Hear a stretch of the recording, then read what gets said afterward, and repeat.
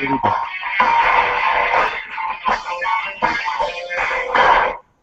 Welcome to BigGunner81 Live, everyone. Presented by Applied Arsenal Finishes, CapArms.com, Eagles to Munitions. The range is 355. It's your one training port. So welcome everyone tonight. In the house tonight, we were running a little bit late on our guests and our panelists, but we'll make up for it in our quality versus the quantity. We have Clint from CapArms and Chris as well, and then we got Thomas over here from I'm gonna mess it up, Alpha Concepts Training. Yeah, you do mess it up every time, and you also say every time I'm gonna mess it up. I know, don't I? Because I call it, I claim it. So thanks for joining us tonight, everybody. First, to get started, Thomas, you were going to mention about something, so we don't forget this. Oh yes, so I guess we'll start off with that. I'm trying right now to put together a concealed carry class, a free class for disabled veterans. I've done a lot of classes where I'll have them come to my regular public classes for free, but because class sizes are dwindling, it's harder to kind of absorb that. So what I'm trying to do right now is set up a class in September for disabled veterans to take the 8-hour concealed carry license class. And you know, what I'm just trying to do right now is see if I can get a range to work with me on this so that they can be absolutely free and there's no range fees, and maybe some classroom space as well. But I'm looking for September in that, and I'm going to start putting that up on my social media once things firm up a little bit. Yeah, it sounds like an awesome idea. People help out some veterans with that. Absolutely, you know, it's the least I can do for those guys. Absolutely. And speaking of veterans, like we were saying about CapArms, Clint, you guys have an interesting story if you want to share that, as far as what you guys do and who you are and everything, and the story behind it. Love to hear it. Okay. Well, disclaimer before we even start, I'm out in absolute rural Iowa. I'm actually sandwiched between a couple hog farms and a lot of corn, and I'm pretty sure that my internet connection is going to be going in and out. So, disclaimer: it's going to happen somewhere. I'm connected to some little old guy with a visor on, who's got his little his Morse code tapper, and he's all like beep beep beep beep beep beep beep beep beep beep, and he's keeping up with the video right now. But that's probably not going to be the case for this whole thing. Anyway, so disclaimer aside about our bad internet. We're CapArms. We're a veteran-owned and operated ammunition manufacturer. We do precision ammunition for essentially for law enforcement and for competition shooting, and we've started to expand a lot into just the general retail sector throughout the country because we've been finding that people want a really clean, really precise ammunition without having to pay $1.50 or $2 a pop for rifle ammo, and without having to pay 60, 70, 80 cents per round for match grade pistol ammo. And so essentially that's what we do, is we have our own proprietary powders that burn extremely clean. We build everything to a very very tight tolerance, to a really tight spec, and we are doing what could be termed artisan or boutique ammunition building. So we're doing small batch manufacturing, and we have machines that do it, and then we double check the machines. Essentially, we are bringing ammunition to the custom builder level, but offering it to the public so they don't have to learn. Awesome. And I saw that you guys are offering powder as well, as you mentioned. So I didn't get to look at the different types that you offer exactly, but as far as loading data for those powders, where can you find that information? Well, our website, we do have a small load data center. We're more recent with releasing that powder, and so we have the ability where basically work up loads electronically when people actually call in. So if it's not on our website, it's something where somebody can send us a message through the website and actually ask for custom load data, and we'll fill it up and fill out that load data, get it back to them, and at least give them a great starting point to start loading with that powder. But we've done a couple things with the powder that's really, really cool. The first off is we went away from using cellulose binders. There's still some cellulose content, but with getting away from cellulose, there's very, very little carbon buildup in the firearms themselves due to firing a lot of ammunition. And then we also have a very fine grain size. The individual grains themselves are very fine balls, and so it meters extremely well as a powder. You don't see the huge variations, especially when metering by volume instead of metering if you're a reloader with like a trickler. You get a lot more consistent load by using a micro ball powder versus using a lot of our competitors' large flake or extruded powders. That's awesome, because that was something I've actually been wondering about, especially for loading like rifle, like 223 ammo. You know, a lot of the stick powders and stuff that I've been dealing with, you know, you make that crunch sound when you're using your feeder, your powder dispenser, and Yep. There's always a variation of some type between the two. So I'll try to find like a window roughly to work within to try to get it dialed in, and I'm like, I want it to be a little more precise. I want to be able to trust that my powder measure is going to be very even across the board. So that's really awesome to hear. Yeah, and in fact, from all the tests that we have and our own loading by volume, all of our loading machines load powder by volume. We've found that our powders are able to keep less than a tenth of a grain accuracy. So we're measuring actually to about 3 micrograms, which is 0.05 grains. Wow, that's cool. I don't want to get too geeky on you, so stop me if I go off all egghead, because I'm ballistic. Yeah, it makes sense to me totally. Now, we were talking earlier, but what do you guys use exactly for your projectiles and stuff? You know, for all your different calibers.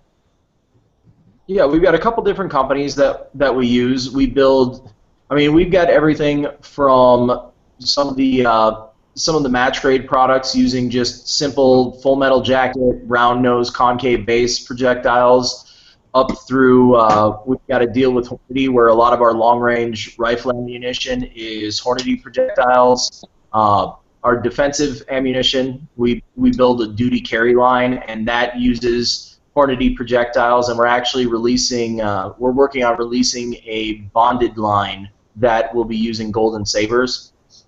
And then we also have a couple different options that we're looking at for some of the long-range stuff, the longer long-range stuff that I have in development. So, for example,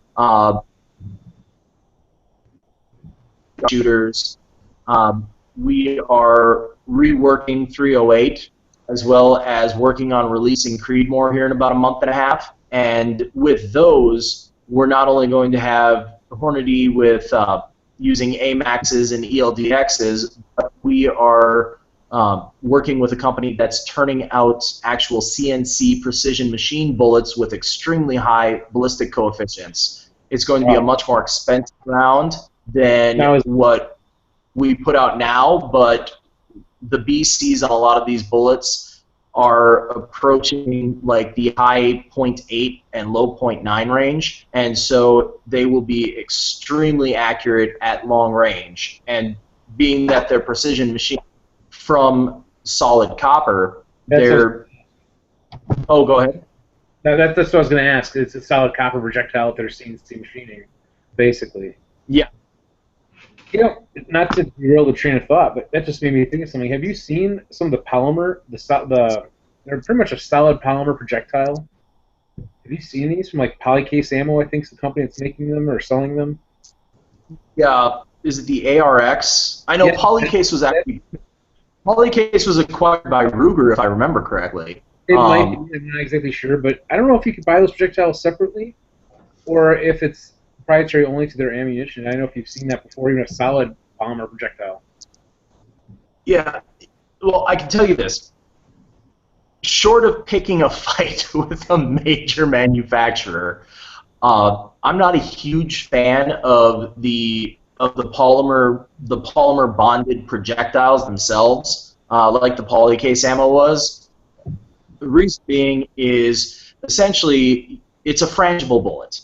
And so anything that you're using for a duty round or a defensive round that's not able to defeat barriers, a frangible bullet, ultimately takes cover or concealment and turns it into cover, versus the train of thought for most tactical uses would be duty or defense is taking concealment or taking cover and turning it into concealment. So when you have a round that's actually made to essentially disintegrate and destroy itself when it hits hard surfaces so it doesn't ricochet, there's always the chance that you're going to have a lot less penetration through hard cover. Okay, makes sense. So I know Chris is on here too. I know he's muted because of the echo issue. Chris, do you want to give us a tour at all? I don't know if you can do that since you're mobile with your phone. Chris can probably walk around. Unless he wants to stay muted and walk around, and if Clint, if you want to give the vocals of the tour, it's up to you. I don't even see where he is. I'm showing Chris as a big green screen. Oh, is he? Oh man. Right now he's like got a couple lights behind him, so he's kind of drowned out. But he's like in the doorway somewhere, maybe your office. He's giving a thumbs up. Yeah, I can't see him at all. Now I can see him beyond me through my door, but that's all I got. I'm watching Chris walk away, which is usually happy times because that means he's done talking to me and I don't have to listen to him anymore. But nice. Other than that, yeah. So we're in Northwest Iowa. We actually moved out of Minnesota just because with the speed that our company was growing and with some of the requirements that we had for space, it was going to be too expensive to build a facility in Minnesota. So we built in Northwest Iowa. That is, oh, now he shows up. He's showing our training room. Yeah. At least he's showing TV in our training room. Chris, you might want to pan a little bit faster, bro, if you can hear me. So we ended up building on 23 acres in Northwest Iowa. We've got a 12,000 square foot manufacturing and office facility, and room to grow, a lot of room to grow. And then one of the things we're doing, and it's getting a little bit dark outside.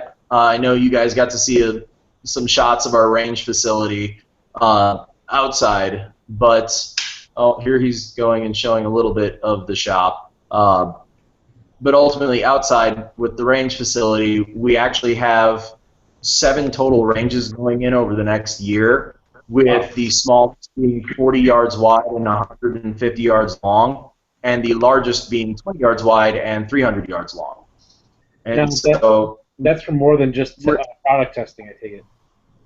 It's for more than just product testing. There's some training that will be happening, but being that we work with a lot of law enforcement agencies and actually provide them with their training and duty ammo, one of the big things that we're working on with them as an added benefit of being our customers, being our partners really, is that we're allowing them to have a free training facility. And so we're bringing in a lot of reactive steel. We've looked at some electronically controlled pop-up reactive steel so you can program different scenarios. They're going to be able to actually drive vehicles into the range and shoot from vehicles and from cover, practice getting out of vehicles with weapons and employing them right away.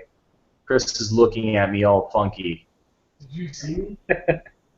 I saw you walking around. I saw you walking around too.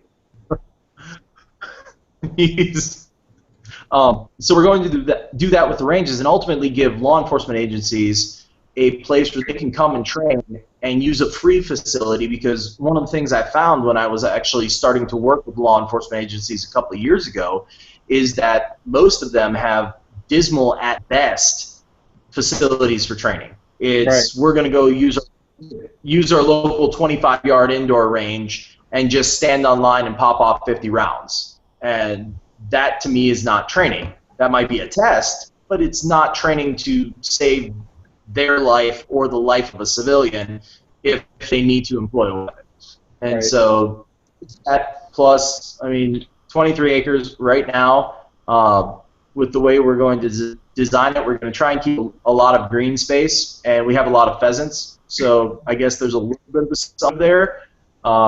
Because if I can keep the pheasants, that means hunting out my back door. Nice. By the way, you mentioned about steel earlier. One of the companies you may want to talk to when it comes to steel is Gunfighter Targets. I don't know if you ever heard of them. They're a fairly new company.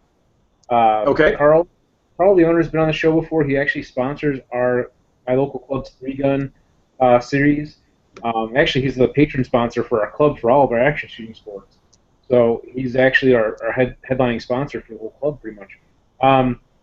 He makes some really awesome products, and they're very versatile. He's got like auto resetting poppers and all different types of steel plate racks, and for even stuff for long range, like flashers and stuff for a shooting rifle, like long distance and whatnot. So I'll send you a link to that. But it's gunfightertargets.com if you want to check him out. He's an awesome guy to work with in the future and everything as well. So I know Todd. Carl was saying, don't ignore Todd. We're gonna say, hey Todd, how's it going? Hey, I'm doing all right. How you guys doing? Not too bad. I was waiting for a break in there just to welcome you on board. I know you got a late start with us tonight. So, what do you have going on? No problem. And we just went and picked up another load. You was talking about steel targets. Had to pick up another load of steel targets for this weekend's Nice. Smash Run Your Gun, Steel Smash at Newman's Gun Club down here in Southern Illinois. It's going to be an awesome weekend. Yeah, so I missed part of that because it's a little bit garbled. You have a 3-gun match this weekend at your club? Yeah, we've got the Run Your Gun Steel match. Okay. This weekend at Newman's Gun Club. That's right. And where can people find out about your matches and stuff? You can sign up now. We finally got the link for sign up on Practice Score. If you're familiar with Practice Score, you go to Practice Score, search for NGC, Run Your Gun. It'll take you right to the match information and sign up for the match. Can't pay on Practice Score yet. We weren't ready for that yet, but you can sign up for the match. Okay. I think we're hovering around 40 or 45 that have signed up already. Yeah, First 50 get a free T-shirt, match T-shirt. Nice. If you want, because I know your audio your audio is a little bit garbled, you can send me the link and I'll put it in the middle of the video too, so people can check it out. If you have a link to the practice score and like tell them what to look for or whatever, I'll put it up there for you. I'm having some internet trouble tonight. I don't know what the deal is. You know what? You're not the only one because I've been having internet issues, and once in a while I'll even hear it'll it'll have to be reset, but it's not a big. So, Todd, I was going to try to get a flyer. Well, say that again. I'm going to try to send you the flyer for the match if I can find it. Oh, I got you. Yeah, I'll post. But anyway, go ahead and keep talking. No problem. I'll go ahead and I'll post it up afterwards. So I was also want to ask you guys too, Clint. What kind of stuff do you do as far as shooting and everything goes? Do you do just defend yourself? Do you just do defensive or tactical, or do you do like any competitions and stuff like that? Well, personally, the genesis of CapArms is competition shooting. And so I used to run the whole national 3-gun circuit, hit 10 to 15 major matches a year, do 4 to 5 club matches a month with the Minnesota 3-gun group and other 3-gun matches that were local to Minnesota and Wisconsin. And so pretty much every weekend I was gone shooting something, and then I'd catch Wednesday night matches and shoot USA. I think my most active year I actually went through almost 65,000 rounds of ammo.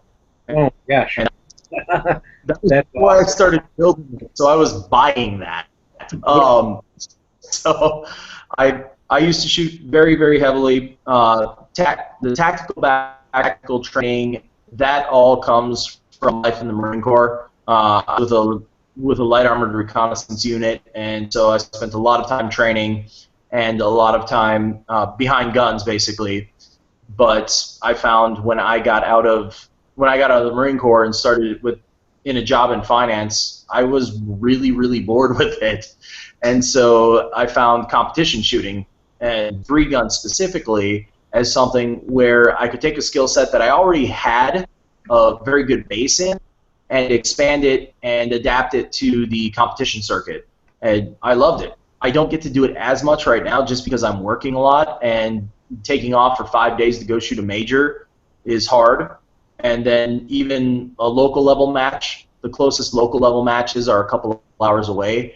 And so it's something that I miss a lot and I'm working on getting back into, but I don't get to do it nearly as much as I wish I could or know I should. You'll just have to set up a match on your personal range there and invite people to come shoot. Well, we were thinking of it. We were thinking of doing a match here once the whole range complex is complete. Starting out maybe with like just a Tuesday night USPSA club level match, because we do have a lot of people in this area that are interested in it. But I'd love to at some point do a major three-gun match. My big problem there is time, because I do not, knowing the absolute dedication it takes to be a match director and put on a major match, it's not time that I have right now, unfortunately. Yeah, it's like another job, basically. A part-time, almost full-time job in a sense. Yeah. I can't speak from personal experience. I can speak from being active in my club with helping with the sponsorships and stuff and watching what kind of goes on and what's all involved. There's a lot more than people think, you know. So it does take a lot of time for sure. But that would always be fun, you know. It can be an option maybe of just doing a simplified match of some type even too, you know. Maybe not a full big match up there, but something, you know. Well, I know one of the things, I guess my next goal for the range, and keeping with that training side, is I've had a lot of people who have taken carry permit classes from us. Chris is actually our instructor, and they've come back and said, "Hey, we've got our permit, but I'd really like to learn how to more effectively employ the firearm that I'm carrying." And so I guess my next major endeavor with that range is to set up an intro to pistol and a defensive pistol course, and then maybe even get into some just some base level tactical carbine classes. I know I've got a couple law enforcement agencies who have asked me to do some carbine classes, being that we sell them carbines, and that's probably where I'll start, just because I mean, call me evil, greedy capitalist, but I can make money on. So, I got you. And that's probably where I'll go next. And I'm hoping for the 2017 season I can actually get out and start hitting major matches again and get my feet wet, probably quite literally, if I'm shooting any sort of Horner match. Get my feet wet and start that competition circuit all over. I feel like I'm going to start really rusty and from scratch, but at least I don't have to make certain mistakes and go through the 4 or 5 level changes in gear that I've been through over the last half a decade. Totally understandable. I'm going to see if I can share this with Todd, too. He sent me a copy of their flyer for their match. So we'll see if I can get that to happen. Let's see. You guys should be able to see it now, I believe. I can see it. Yeah. Field match hosted by Newman's Gun Club. Coming up on the 25th and 26th. Yeah, this weekend. Yeah, so this coming weekend. So that's coming up pretty fast, but you can check it out. PracticeScore.com. There's a website address on there, and I'll try to post up that link and load this video after it's posted, after we're done being live, so people can check it out and see and go from there. But I know, Todd, you got a lot of cool stuff going on with your 3-gun and shooting matches and everything down there in Southern Illinois. But yeah, and that's out. I'm just trying to read on my small little screen here. Is it Cesar, Illinois? I can't really. It's kind of small on my screen. Yeah, Cesar. If you're familiar with it, Southern Illinois, Wren Lake. If you've heard of Wren Lake, we're 1.5 miles, 2 miles from the lake. Cool. Your audio is much clearer there too, so we can hear you. Was it? Yeah, perfect. And my daughter's probably off her laptop now. Oh, nice. So, yeah. I don't know if you guys have anything else you want to talk about yet. We still got some time left. I know I'm going to kind of mention a little bit about my project I have going on. I talked about it before, but I'm going to go ahead and pull this off. So one of the things that I'm working on, I just launched the intro for today, actually, was the States of the AR-15 project, which basically will feature a rifle build from each state. That's the goal.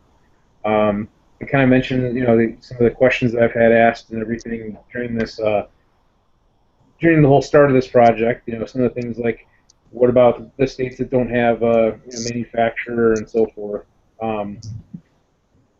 And I addressed all those questions in this video, which I was going to try to pull up so you guys can all kind of see it. But I might start playing the audio, but for a second here. And so basically, we're just kind of showcase some of the different manufacturers all across the U.S. with America's Rifle. And like I said, build a rifle for each state and so forth. Sorry if I sound distracted because I'm just trying to pull this up on my screen and share it with you guys while I'm talking here for my talking points. But the intro I'm actually kind of proud of. It's kind of been something kind of fun I put together. It's very short, but we actually got Bill Frady from Lock and Load Radio did the voiceover for us on it and so forth. But and that was pretty cool. But this first video is just basically me talking about kind of the project, how I already kind of said here and everything. And I'm open to all the suggestions out there to people who have some different ideas and thoughts about things we can do with it.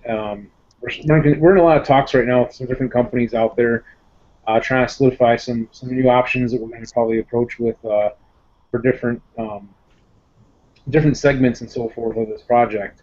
There's going to be some outside the actual components for the rifle. There will be some accessories and different, I don't guess you can't really say components, not components of the rifle, but different accessories basically that go along with your rifle. We'll also showcase maybe in separate videos as well. We'll see how it all kind of gets put together. It's one of those projects that's very flexible and it's going to be kind of have a basic outline, but like I said, very flexible, so we can do different things with it and cover different aspects of this industry. One of the things I've kind of enjoyed during this project so far, and because I also had the availability to do this, was to travel with some of these manufacturers and check out their facilities and meet with them and do like interviews and so forth on site. Now, it depends on how the budget holds out to do that and the time to be able to do that, to travel, but we have some creative ideas on how to work with that so we can still bring some coverage straight from manufacturers into this whole project as well. So it's going to be a lot of fun. I'm really excited about it. It's something I recently started working on, and it's been getting a lot of support, and I appreciate that from everybody who's been out there watching this so far. So if you have any thoughts, any of you guys are with us tonight, you can sure go ahead and tell me and bring it up. I'd love to hear it.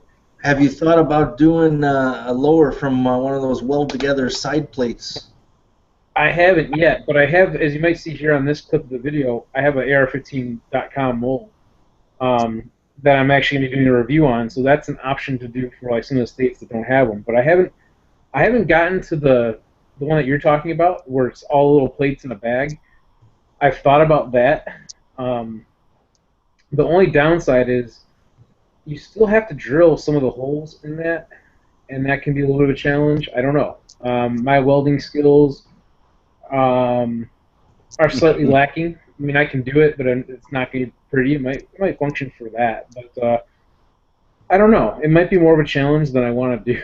I'm not sure. I might just get it just to do it, make an attempt at it anyway. Who knows? Because I do think it's kind of interesting. I do like the 80% lowers as well, but well, those require a lot of drilling. So if you're afraid of drilling, yeah, that is a little different though. I mean, that's the one thing where you really should have. I shouldn't say you have to have. You really should have like a mill, like at least a benchtop mill or something to use to do that. I think that would be a good option. Versus, I mean, you can still drill them out from what I've seen people do and everything, but anyway. Those are some of the options, too, for the states that don't have manufacture in house. I mean, there's only so many barrel manufacturers as well. That's the other thing. So, which speaking of which, one of the companies I went to visit recently was Criterion Barrels up in Wisconsin. Check out their facility. That place is really cool. They actually have for their barrel drills, they're using World War II era Pratt and Whitney lathes, or I don't know if you call it a lathe or a barrel drill. I'm not sure what the correct terminology is now. But it's neat to see the Springfield Armory and Chicago Arsenal, badges still on these machines. Oh, here's a clip right here, actually, of Josh. There's what I'm talking about, actually, the barrel drill. It was kind of cool to watch these things, in action and everything, and check out their process. And just kind of actually see all the steps that go into making a barrel. You don't, it's like you think about it a little bit when you kind of look at your barrel, but you don't really realize it until you're there in the machine shop, seeing all these little steps that are kind of intricate to making that thing work properly, making that barrel accurate and everything. So it is what it is. And this last clip where I'm kind of jiggling around was because I was shooting a full auto M4 up at American Defense Manufacturing, another company that's been really awesome and supportive of the project as well. So that's a little bit about kind of what I've been up to with that project, and I'm looking forward to doing more stuff with it in the future. As I said, I'm working with some different companies right now, trying to solidify some of the different things we're doing. And you just gotta stay tuned. I've got a new Facebook page just for that project, the 50 States of AR-15. You can check it out at facebook.com/the 50 States AR-15. Also, you can find it on the blog at BigGunner81.com as well. I'm posting pictures and things on there and whatnot, and the Instagram page that goes along with it. So, yeah, I don't know if you guys have any other thoughts about that or anything else you want to bring up. Silence. Yeah, I'm purposely being silent. Cool. I want to see what else you guys have to discuss. I just finished writing up. It took me a couple of weeks, actually. I wanted to get it right. I just finished writing up a guide to allow people who have concealed carry licenses, or even just the armed, legally armed citizen, to get self-defense insurance, because there's so many companies out there, and they're all different. They all offer different levels of coverage and certain exclusions and things of that nature. So I spent a lot of time in talking to the various different companies, and I wrote that up. And I'm proud of the information that's there, because it was a confusing market for a lot of people. Most of the people I talked to, which is kind of what influenced me to write it up, was, well, I just picked one. I couldn't decide. I just picked one. So they end up picking sometimes a cheap insurance that might not be right for them. So, like I said, I took a couple weeks to write that up, and pretty proud of that. That's a good idea, because people don't always consider that, about the fact that it's one thing to have your concealed carry, and even if you don't have concealed carry, just defending yourself. Yeah, just at your home. I mean, think about it like this, just as an example. Some of the companies will cover you for any lawful use of self-defense. Some of the companies will only cover you if you're using a firearm for active self-defense. So it's like, well, wait a minute, I actually carry a knife more than a firearm because of gun-free zones.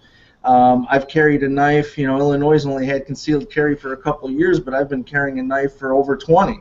So in my mind, the likelihood that I'm going to use a knife in an act of self-defense, it's actually probably a little bit more likely, even though I try to carry as much as I possibly can. Like I said, just for the gun-free zones in Chicago, it becomes difficult. So, just for me and my lifestyle, I want to have an insurance that's going to cover that act of self-defense. And like I said, not all of them do, so it can be a little confusing navigating. So I tried to take all that confusion out and just streamline all the information. Okay, cool. I was just checking up on our YouTube here and see if there's any questions or anything. One that's kind of slightly off what we have discussed so far, but one that I can answer here. Chappy5, who's out there on YouTube land, has asked a question. He said, well, this is something the 1919, which is my MK 1919 shotgun. He goes, is the AR tool needed for the AR tool for the stock needed to disassemble in 1919? Well, actually, if he's referring to the tool for the castle nut, I believe, um, basically, for my particular version of the MK1918, I have the Tooth and Armory adapter on the back of it for adapting to have a regular standard AR-15 buffer tube. So because I have that, I do need to have the actual AR tool to remove the castle nut to take that buffer tube assembly off, even though there's no buffer inside of it. To get to the Allen head screw that's on the back side of the receiver to separate the upper and lower halves of the 1919 match. If it was a regular MK 1919 match that did not have the adapter from Tooth and Armory on it, you would basically just need a really long extension with the Allen head, Allen wrench on there, Allen socket, whatever, on it to be able to remove the upper and lower. So you wouldn't, in that case, you would not need a tool. But in my case, because I have the adapter on it, well, Tooth and Armory, you would probably need to have the tool for that. And I want to give a shout out to Anthony Cruz from Shooter's Mindset. He stopped in to check out the chat as well. He's out there talking. So, yeah, that's really cool. That's one of the things, too, I sometimes fail to mention to this. People who watch it later on, when they check out the channel and stuff, you can make comments once the video is posted, too, but even when it's live, you can participate in a live chat where, if we can read what you're posting, because I say if we can read it, because me or anyone else on the show stops and checks out the YouTube page, you can see the live chat that's going on there, and we can respond to it live for you guys. If you have questions or comments or any thoughts, we can address them. That's what's so cool about this technology, that not only can we meet with everybody from all over the place, when I say all over the place, all over the country or all over the world, and do these chats, but also you guys out there that are watching can interact with us. So just wanted to mention that real quick. So, very cool. Just checking on here, sorry. One of the things I do too is when I'm doing this, like I said, when I'm checking these things, sometimes there's a little bit of a lag between the conversation because I'm looking something up or checking on something or whatever in the background, or trying to chat with someone that's trying to get on the show, because that happens oftentimes too. There are people that are trying to get on, they have an issue with like their technology or whatever it is, and so forth. But yeah, I don't know if we have any other questions.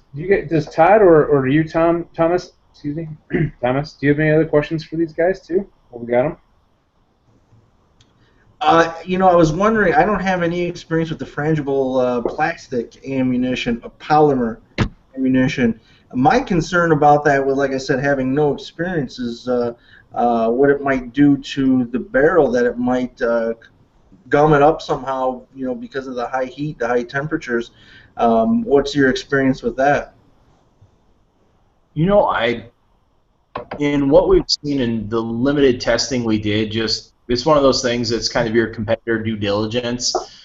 I haven't seen any polymer fouling. The polymers that they use, there are a lot of very high heat resistant polymers, and so I don't think you'd see like a polymer residue or a polymer coating developing, akin to, say, letting of a barrel if you're shooting just wad cutters or cast bullets. It was more, for us, it was more the whole frangible or break apart design, where it's made to disintegrate and not ricochet. That same reasoning to make a round that doesn't disintegrate, or that disintegrates and doesn't ricochet, is the reasoning behind being able to judge pretty accurately that the round wasn't going to defeat a lot of hard cover, and so, or I should say soft cover. Hard cover itself you can't defeat even with traditional duty and defensive rounds. But yeah, as far as I was going to say letting the barrel, but polymering the barrel and getting that polymer buildup, I don't think it'd be a problem. And if you had that type of buildup, a couple rounds of a traditional full metal jacket through that would strip that buildup away. So that was never really the concern behind an ammunition like that. It was always more of a question of, can it defeat barriers, or have you just turned have you just turned something that you should be able to shoot through into good cover for a bad guy to hide behind? Right on. Now, on that topic, too, of polymer, so as you may have heard in the intro of the show, Eggleston Munitions sponsors the show with me here, and so their projectiles are actually like a lead hardcast with a electromagnetic polymer coating, I think is the way they say it. I'm not sure, like EM polymer coating. I'm not sure if I'm saying it right, but basically a polymer jacketed, I guess is the way to say it, projectile. And I've been using those for some time, and I tell you what, I want to say my barrel runs, barrel ends up actually being almost cleaner than running traditional jacketed copper. It's kind of surprising.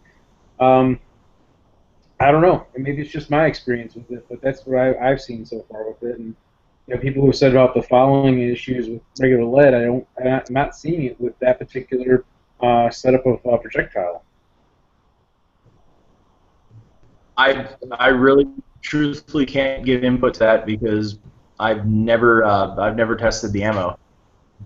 I wish I had the testing budget to buy every competitor's ammunition in all of their product line and test it. But there's some of them I've missed. In fact, I guess the next thing on the radar that we want to get our hands on is polymer cased ammo, and so yes. I'm really curious as to how the polymer casings perform, and what they'll do if you're running, especially going into like full auto and everything, running a really hot gun really fast. But yeah, I've never actually tried the I think it's molecular bonding of the polymer to the outside of a lead core. Right. And so it'd be interesting to try though. Well, yeah, if I ever won the lottery, that's all I would do all day is wake up and say, what am I going to do to, let's run a case full auto polymer jacket or, Well, that was kind of the surprise for me when I got to go to American Defense Manufacturing. They were really nice people. By the way, I'm wearing the hat too. They took us out for a private shoot of doing some full autos and supplied the ammo, and I'm like, this is awesome. This is really cool. It's fun. I had to try out their product and everything, and it was a great experience. Yeah, when you posted the video, I think I was swearing at you. Yeah, that was just one of them. I have a bunch of clips from that, and and surprisingly, we didn't burn through all the ammo that they provided. I mean, close to it anyway. But it was a lot of fun shooting a full auto MP5 and an M4. I'm very thankful for that experience. I think it was great. They're a great company. Before I ever met them in person, I already liked the products. First thing I purchased for my scope mount option was American Defense Manufacturing scope mount, and I like it. So I'm checking to see what else these guys are writing here. So bear with me for a second because they're posting up some things on the side chat as well. They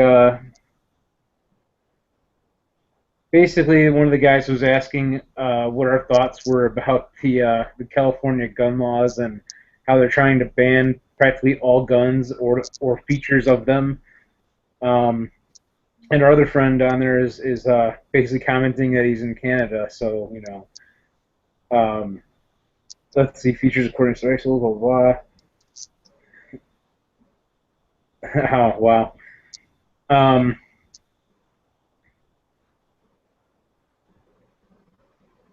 Yeah, basically he was complaining about how their selection up in Canada is pretty bad as far as their options for rifles and firearms in general, I guess. So I guess the California gun apocalypse, the only thing I can say about that is it's not really surprising where it's coming from. yeah, I know. And you know what? I'm working on building a California rifle right now as well for the project. So it's going to be like a 22 with a wood stock? No, it actually is an AR-15. I have to see what their current restrictions are. I want to say, like, I know they have the bullet button issue right now, and I'm doing the bullet button on it, no doubt. I want to say the bayonet lug is probably the other one. I'm not sure. I don't really know all the restrictions in California, and I got to do a little more research on it to see if there's anything else I'm missing yet. Bullet buttons, bayonet lug, pistol grip. if I remember correctly, it's a combination. Is the Oh. problem? You have to have I think you have to have 3 of X number of features, and you're illegal. We saw the huge California compliant AR stocks come out over the last few years, where they're kind of funky looking. They almost look like something out of like a Star Trek episode. Like the Monster Man grip on it. Yeah. It's kind of crazy looking, but I was going to say, I think New York is doing that same thing. Isn't it that same weird stock that's the part of the grip? Yeah, and Connecticut now too. Okay. They've got enough limitations where, depending on what other options you have, you might have to take that off.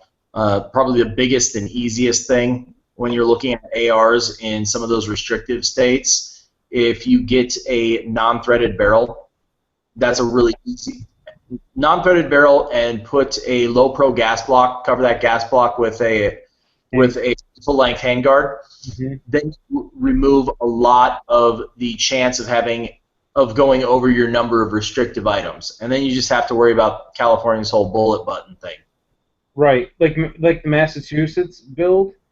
That one I actually have a barrel for. Actually, the guys from American Defense, from Criterion Barrel. Sorry, very very close together companies, but Criterion Barrel actually set me up with a barrel for that as well. But ironically, it happens to be a 6mm Hager, if I'm saying that right, barrel. Kind of an oddball caliber, I guess. And I'm like, at first I'm like, we didn't catch that that's what it was chambered in, that particular barrel, when I picked it up from them. But I started thinking more and more about it. I'm like, you know what? It's something different. I think I'm gonna build it. You know, it uses I think a 6.8 SPC, I think whatever it is. I'm not real familiar with that caliber either, but it uses that bolt and they're in the magazines. So those components are readily available. It's not a big issue to make that happen. And it's a non-threaded barrel by chance, so that's going to cover me for the Massachusetts build as well. So it's just ridiculous. I mean, not your 50 states thing, just all the different silly cosmetic regulations is just. Oh right, yeah. No, I knew what you meant, but yeah, it's pretty crazy that you remove a couple different little things like the bayonet lug or a flash hider. Are you really changing the effectiveness of it? I mean, not really, but then again, it's kind of like one of those things that, am I going to celebrate that someone took away my options of having those things on it? No. but yeah, you pretty much summed it up. It's just silly pretty much. You know. But yeah, I don't know. What else we got to add to that whole conversation? And I'm kind of dragging along here because I was also checking out what they're writing on here as well. Something like the cost is like double or whatever for different firearms and stuff. I think is what he's saying. Enemy against people. Oh, the question was this about California: do we feel that this is some sort of tyranny against the people? That's a long conversation. I know. That should have started the conversation with that question. Yeah, he should have mentioned that one. We hosted a live stream question and answer event last week on this topic, and I went an hour and 45 minutes before we started even seeing the questions slow, and then I'm pretty sure the FCC cut me off once or twice because we had great internet. Dead. I was not in my office for that one, but no, it's one of those things where it was put very, very well in the last couple days, where I heard somebody talking about how this selective restriction on somebody's right to bear arms would never stand up to any sort of public scrutiny from either side of the aisle if it were a selective restriction on free speech, selective restriction on your right to an attorney, on your freedom from unlawful search or seizure, or your right to due process. Or nobody would stand up for waiting for 9 months for a $200 tax stamp so you could go to church. Right. And so it's a little bit asinine, and ultimately it's people will take what's given. It's the argument over there was a revolution in this country in the late 1700s over 3% taxes, and we voluntarily are happy if we can stay under 35 because we played around with the tax code enough every year. Yeah, it's one of those things. It's tyrannical, absolutely. Is it something that can be countered at this point? Not if you keep electing the same people. And unfortunately with California, you kind of get what you paid for. If you're in California and you haven't moved away yet, you're stuck. And one thing I'll add to that, though, is that's coming from somebody who just moved states for business reasons. And so I've done it. It sucks to have to move, but at the same time, I wouldn't be caught dead in California, especially being in my industry and having to go through those restrictions. right. I understand, like, for industry, it's a little bit different story, but for personal, I mean, I'm one that doesn't like the idea of moving from one state to another. I want to stand and fight to try to change it to make it better for everybody. I'll tell you, with the taxes I pay right now, Rick, yeah, I'm ready to get the hell out of Illinois. Yeah, and I can understand that too. I mean, I want to have my freedom, so yes, I would like to move out of the state, but at the same token, I still, while I'm here, I want to stand and fight for our rights. Clinton said something about, if someone, the infringements that we see in the Second Amendment were applied to something like the Fifth Amendment due process. Specifically, he mentioned, I mean, we're seeing the attack on due process right now. Feinstein did from California, of course, did an interview, and in her interview, she said that Americans can prove their innocence, and unfortunately, that's not the way that works. And politicians who say those things, they should be stripped of their office. They're not honoring their oath when they're literally doing a 180 on what the Constitution says. Exactly. I agree with you on that. It doesn't make sense. But we'll go ahead and wrap things up because we're a little bit after 10 o'clock. So we're close to an hour time here. And I appreciate you guys all being on. I know we've all had some issues with our internet and everything tonight and whatnot. But, I know Todd will put the links and everything below the video for his match and everything. I think he was having issues. I know intermittently his audio was kind of garbled, so it's hard to follow him. But yes, Clint, thank you for being on. So people who want to check out your products, what is it, CapArms.com, or how is it? What's the website again? Yeah, it's just www.caparms.com, CAPARMS.com. As it sits right now, we actually went away from having our ammunition as a retail product on our stores or on our web store, and that was just due to the fact that we don't want to compete with a lot of our customers who are now retailing online. But we do have we've been adding customers at a pretty regular schedule to the list of distributors, but otherwise, some big names. Ammozone's one of our huge distributors right now, so if people want to actually buy the products, Ammozone.com, they've got everything we make, and they've got it at pretty good prices. Cool. And so find what you want on our website, and then click the link to them. There's a number of others that are on there as well, but that was the big one I could think of off the top of my head. And then eventually, we do have some other small little things that we have on the website that you can purchase, as far as swag and some certain specific firearms parts that we actually manufacture here. We are, as much as we're an ammunition company, it's ammunition, powders, and firearms. And so take a look. We do some pretty fun things with the AR platform. And we actually have with our partnership with law enforcement, we actually have a very, very compact AR platform that we sell to entry teams, warrant teams, special response units, SWAT units, and they're legal for civilian ownership. Well, at least the semi-auto version is. You were talking about full auto, and I get to do a lot of that, which is really fun. Though my favorite full auto gun is actually basically I got to handle one of the first 400 Tommy guns ever built over the winter, and that was awesome. So, other than that, that's us. Hopefully you enjoyed having me. Yeah, absolutely. Thank you so much. Yeah. We'll have to talk more in the future too about what you guys make exactly as far as components and so forth. Okay. For the R platform, because possibly we can integrate that into this project as well. That'd be really cool. You know, I like what you guys are doing. I think it's cool. So, again, thanks for being on with us and everything. And Thomas, thank you for stopping in and visiting us tonight too, as well. Our whole space of guests tonight kind of dwindled down a little bit with technical issues, and some people had some different things come up this evening. But somehow it always works out, and we have fun doing it. So thank you everyone for watching, and next time, as always, go and have some fun shooting.